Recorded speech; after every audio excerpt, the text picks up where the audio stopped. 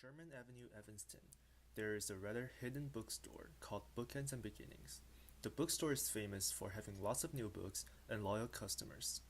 22-year-old Kaylee Havensack from Skokie was once a loyal customer of Bookends and Beginnings.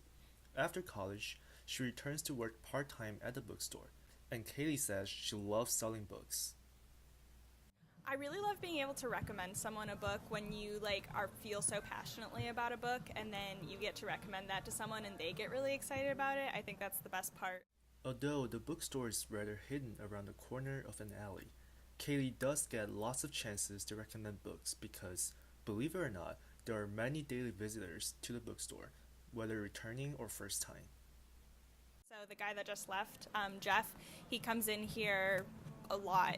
And then there's also every day there's so many people that are finding this bookshop for the first time. People come in and they're like, wow, this place is amazing. And then they go back and they're like, oh my gosh, it's so much bigger than I thought. Nina Barrett, who owns the bookstore, says the bookstore attracts customers perhaps due to its long and rich history. According to Nina, the bookstore had existed for 40 years before she took over in 2013. It was called Bookman's Alley. They specialized in out-of-print and antique books. The owner's name was Roger Carlson.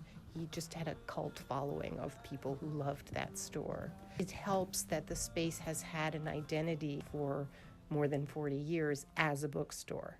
Indeed, the bookstore's unique history and ties with longtime customers has made Kaylee's job all the more pleasant. We are creating connections with the customers that we have regularly, and I think that books have so much more meaning than other things you can sell.